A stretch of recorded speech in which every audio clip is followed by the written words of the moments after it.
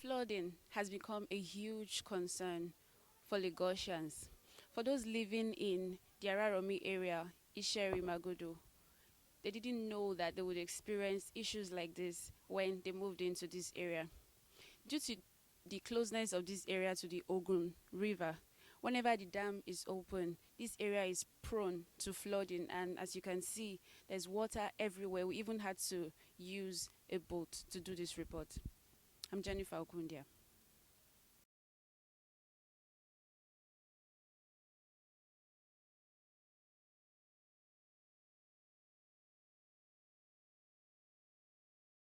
Mo dúpẹ́ lọ́wọ́ ìjọba Lagos State Government and àti physical planning àti lands.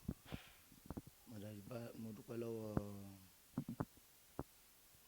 Commissioner for Physical Planning àti Director for Lands. Gbogbo àtìlẹ́yìn wọn lórí wa nílùú Otun Araromi. Torí some people believe pé bóyá omi odò òun ló kọ́ sí incident tó ṣẹlẹ̀ lọ́dọ̀ wa. Omi odò kọ́ ló kọ́ sí incident tó ṣẹlẹ̀. Èmi ti wà níbí báyìí láti 1989 tí mo ti ń gbé nínú ìlú yìí. Mo ti jẹ́ baálẹ̀ ń gbà yẹn, orúkọ tèmi ni Chief Lukman Gbàdámọ́sí. Baálẹ̀ Otun Araromi, Òrìṣà. Fine, omi máa ń kún. Omi tó ń kún tẹ́lẹ̀ kò kún tó yìí.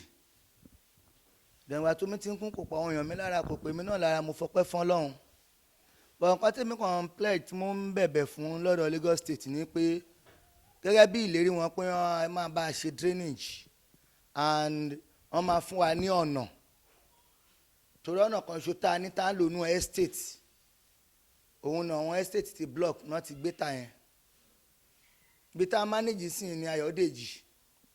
Then tá a bá wo ọ̀nà tó ń bọ̀ ní tó ń lọ láti Ọ̀ṣọ̀run road tó lọ link sí mile 12. Òun nìkan náà tún ní ọ̀nà wa tá a bá ń bọ̀ láti mile 12 Ayọ̀dèjì la máa gbà ń sìn. Ayọ̀dèjì dẹ̀ nìyí kò sọ́nà ńbẹ̀. Ńbẹ̀ yẹn máa ń so block. A ní di ọ̀nà. Then embankment wa tún kàn bá a ṣe tá a bá ṣe embankment omi ò ní wọlé. Omi ò ní wọlé. Irú nsìn à ń wọ́ omi wọlé wa ni, some people ń wọ́ omi wọlé ọ̀dọ̀ ẹni. Wọ́n dẹ̀ tún ń lo kenú.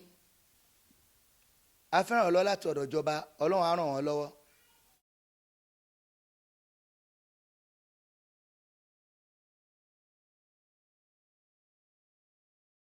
The building that collapsed earlier this month in the Araromi Isheri area of Lagos State was not as a result of flooding.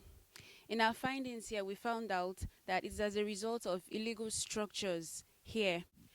The buildings on the hill are actually the main cause of the issue in this community. When the people who want to build get permits from the Lagos State government, do they really build the structure that is supposed to be on ground, or do they build structures that are more than that?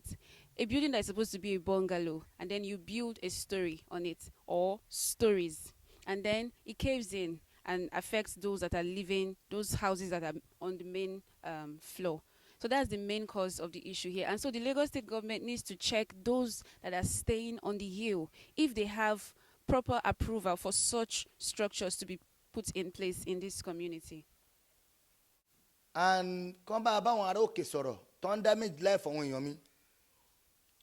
Òrìṣà Otun Araromi community òun kọ́ ló ní problem o.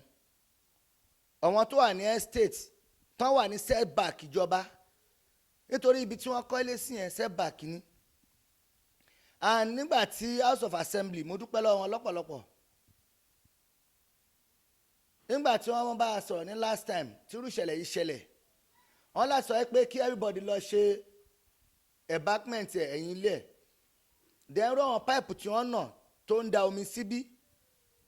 Wípé kí wọ́n má ṣe pipe, pé kí wọ́n make sure pé wọ́n ṣe ẹ̀yìn yẹn ó solid. Ẹ̀yìn tí wọ́n ṣe kó solid. Pipe omi tí wọ́n nà òun ló kọ̀ sí resident tó ṣẹlẹ̀ yìí. Láti ẹ̀ pé bóyá solution wáyé láàrin àwọn òkè yẹn sísàlẹ̀. Àṣàmọ̀kírun kan báyìí ọlọ́mọ ẹ̀ kó tún ṣẹlẹ̀ o. Mi ì gbàdúrà burú nínú ìlú mi. But nǹkan tí mi ń gbọ́ nísìnyí táwọn èèyàn ń sọ kiri ni pé omi odò òun ló lọ wó ilé nílé dáméjì àwọn kan, kò ń ṣomi odò ń lọ tiẹ̀ ni o. And àwọn tó wà lókè kíjọba bá wa pè wọ́n kán perfect gbogbo ẹ̀yìn wọn, kán mọ ohun tó máa ṣe fún wa. Ọlọ́run á ràn wọ́n lọ́wọ́. Mo dúpẹ́ lọ́wọ́ Lagos State government, mo dẹ̀ dúpẹ́ lọ́wọ́ fiscal planning, mo dúpẹ́ lọ́wọ́ attorney general of Lagos State, mo dẹ̀ dúpẹ́ lọ́wọ́ director of finance. Ọlọ́run á ràn everybody lọ́wọ́ o. Mo dúpẹ́ gan-an.